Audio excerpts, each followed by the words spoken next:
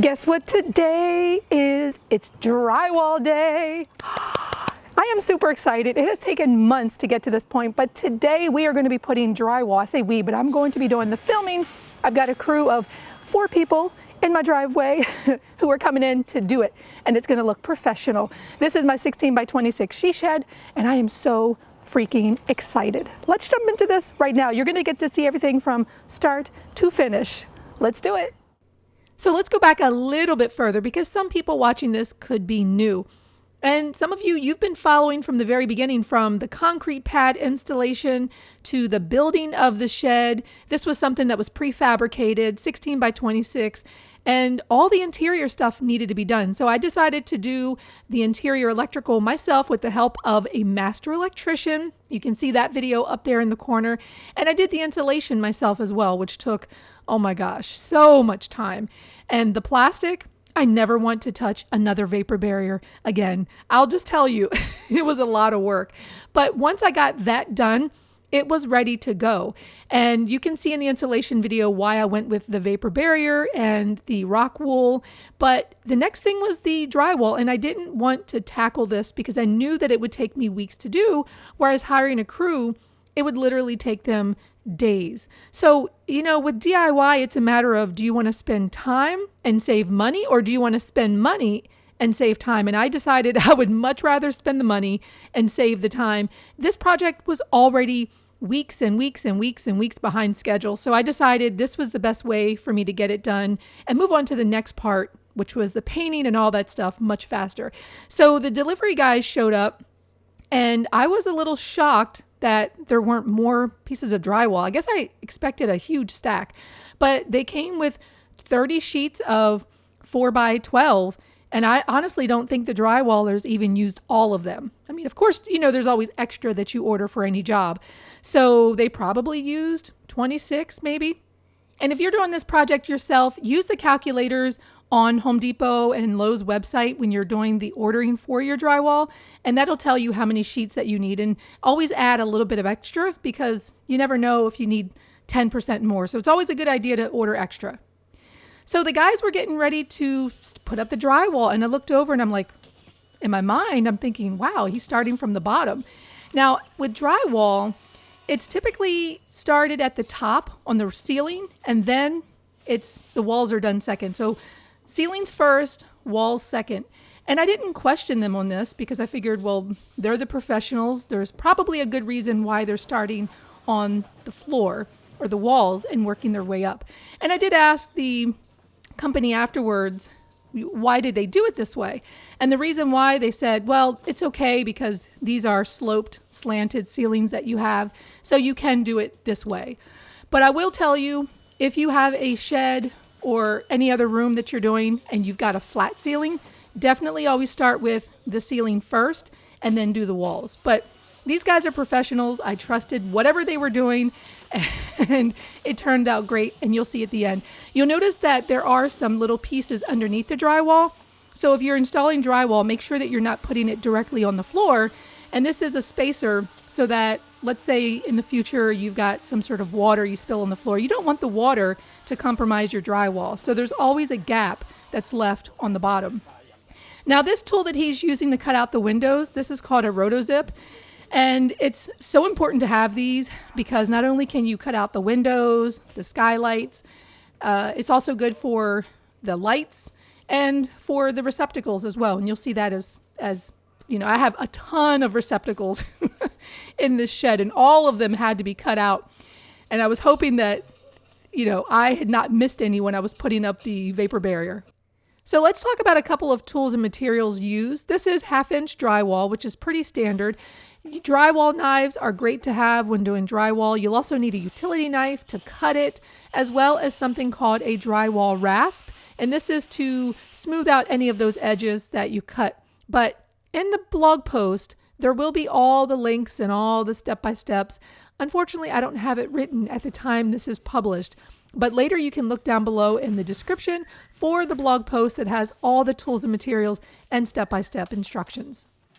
Now, here's one thing that I want to point out. Some people on Facebook had criticized and said, no, you never have a seam right along the edge of a doorway, it's going to crack. Honestly, I don't know if that's true or not. I assume that yes, it can crack, but we'll talk about that in just a little bit. Once they got it installed, then of course they would cut out the windows. So when you're putting drywall up, you're not trying to cut out the windows and the receptacles first. You literally do that after the whole sheet goes up. So you do have to mark and know exactly where those are so that you can cut them out. So the next sheet that they put up was over the workbench. This workbench was a pain in the butt. I had ordered this shed from, a company, and it was prefabricated, and I did order the shed with the workbench. So it did cause, I don't want to say problems, but it made it more difficult trying to drywall around it, which you'll see in just a moment. Even putting up the insulation around the workbench was a pain in the butt. And the tape, and that was just a nightmare. So we'll talk about that in just a moment. And this is the part where I did get a little flack from people. Well, not a little. I got a lot of flack from people on Facebook who said you never want to have a seam over a doorway or a window right at the corner because it can crack. Some people said you never want to have a seam at all. Other people said, well, you can have a seam, just make sure it's in the middle. In this case, I think the best case scenario would be just to have one solid sheet over top of a door or window. It does create extra waste, but it's the only way to prevent a crack. Now, if there is a crack, I've got a 1-year workmanship. They'll come back and they'll fix it. I feel comfortable, confident, everything should be fine. Moving on, the ceiling. This is the part that was so difficult and challenging for them. Now, if you remember from my insulation video, I had cut some of the insulation to not be so bulky right there where it meets the wall, but it was still bulky. And so because of the bulk of the insulation, they really had to push this stuff into place. And typically you won't use probably more than, I guess along the short side, maybe 3 or 4, well, let's say 4 drywall screws, right? And they're 1.25 inch drywall screws. You'll do some along, maybe every 12 inches, I guess. These guys ended up having to put so many screws just to hold this drywall up. And it was not anything related to what they were doing. It was all because of my insulation and my plastic barrier. It made things so much more challenging for them. And at one point, I'm pretty sure I felt very guilty and I just couldn't even film anymore. I just walked in my house like, oh gosh, I hope they're not in there cursing me. I hope they don't hate me. It was very challenging for them, but they were troopers. They did a wonderful job of making it look seamless by the time all the mud and the tape and all that stuff had been on there. So it took really all 4 of them to get it up there and hold it into place so that they could get this up. Now, relating to putting drywall on the ceiling first, this is one of the reasons, at least on a flat ceiling, why people put drywall up on the ceiling first, because when you put it into place, then the walls, the drywall on the walls can help support the drywall on the ceiling. And that wasn't the case here. Honestly, I don't think it would have been much support anyway, because you see how many screws they have up there, right? They tacked this baby up so securely. And as they were putting up the drywall, Santos, this is the gentleman who owns the drywall company, he went around and rotozipped all of my recessed lights. And the same with the skylights. So once the sheets of drywall were in place, he just rotozipped around to open those up. Now, one thing I'll point out with the last sheets that were going up in the ceiling is they did stagger the sheets of drywall because you never want to have all your seams directly lined up. The reason why is because it can crack. So you'll notice here this sheet is going in this location, but there is a little bit of a 2-foot gap at the end of this. So the next piece that they were to put up, they didn't want to line this piece directly above the piece they're installing right now. So this piece, they actually push all the way to the wall so that there's not a seam, a large seam right there. And then they filled it in with one smaller sheet. Now, rotozipping around the receptacles, they were very careful not to hit any of the wiring, which is great because I had nothing extra to pull from the walls in order to accommodate anything that was nicked. And this is another one of those areas where maybe that piece of drywall should have been extended over top of the door. I'm hoping that it's not one of those areas that could crack. I personally feel that it should be fine. I mean, it's just a small piece. It's not really a big deal, I don't think. So it's likely not going to be a problem. But if it is a problem, I will tell you later. But I think I feel pretty confident that it's just such a small area. I don't think cracking is really going to be a big deal. So the last part was to finish off some of these upper, areas there. And I happened to notice, if you look at the skylights, I happened to notice that some of that plastic was ripped because of the Rotozip. So while they finished off some of the drywall, I went around and tried to fix some of that tape. Remember, with the vapor barrier, you don't want any parts that are open and exposed to where moisture can collect. So I just went through with my tuck tape and tried to retape some of those areas that had been broken because of the Rotozip, and everything was fine. So moving on to the taping and the mudding. Okay, so it is looking so good in here. The guys actually went away for lunch for just 30 minutes to an hour. It's looking good. I'm just so happy that I decided to go with someone doing this for me. All right, well, when they came back, they were on it. He cut some pieces of drywall and inserted those in the little window well there and just used the drywall screws to attach it. And while he was doing that, the other guy started mixing up some of the mud for the mudding. And I honestly didn't know that they were going to do this today. I thought day one was going to be just putting in the sheetrock, and then day two would be the mudding, but no, they went ahead and got started. So he filled up this little thing. I don't know what this is called. It might be called a bazooka, but maybe bazooka is more of the brand name.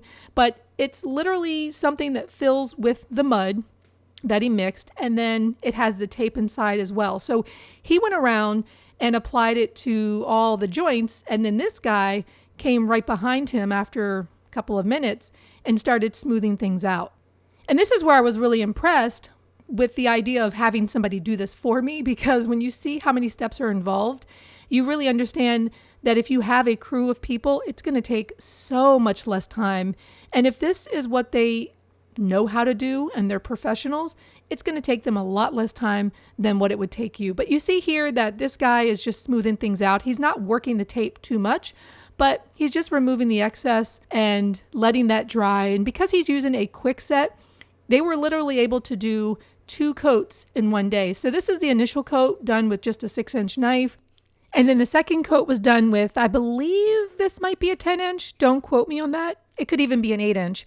But generally, you're going to move up from an 8 to a 10 or 12, and you're going to fan it out even bigger. And this guy, he's working on the corner bead, because all of the edges where the drywall meets at the windows and along the skylights have to have corner bead. And that just gets covered up with mud.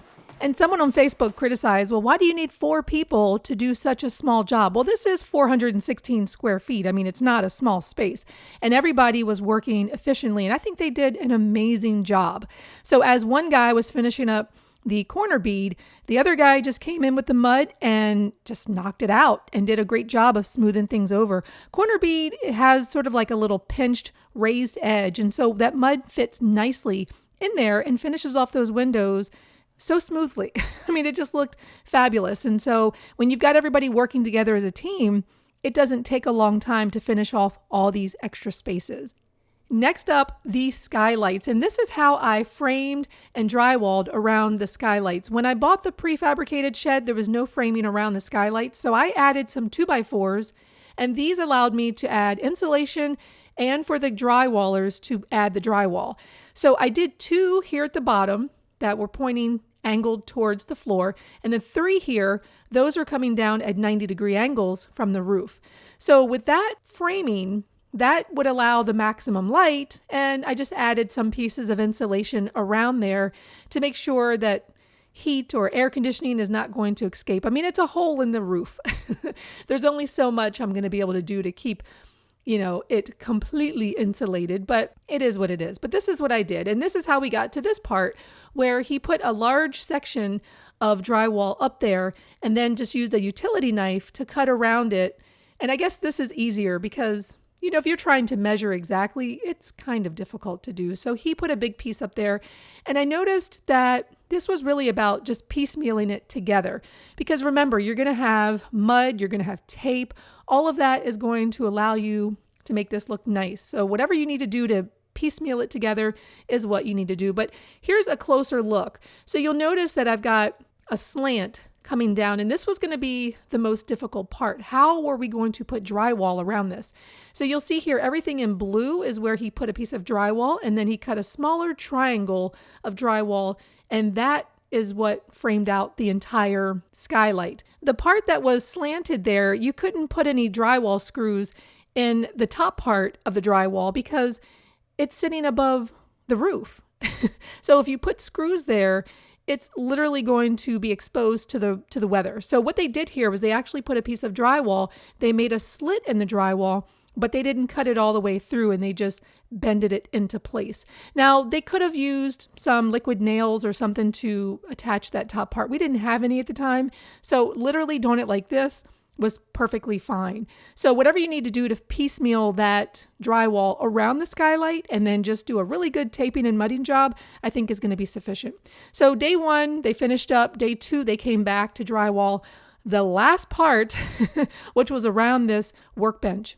Now, I completely understand this was a lot of work, and typically what you should do is do the drywall and then build your bench. But this was a prefabricated shed, and I had already ordered the workbench with the shed, and it was attached to the studs.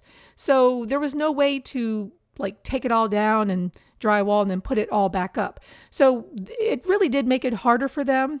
So they had to drywall and fit this and really sort of piecemeal it around each other, but they did a great job. And one thing I noticed is that after the drywall was in, some of that tuck tape for where I was taping the vapor barrier was in the way. I mean, not in the way, but it was exposed. And so as they were doing the cutting and fitting everything together, I had to go through with just a utility knife and clear away all the tuck tape that was visible. And then, yeah, once I removed that, then they were able to just mud all the way around, patch that up, and it looked fantastic.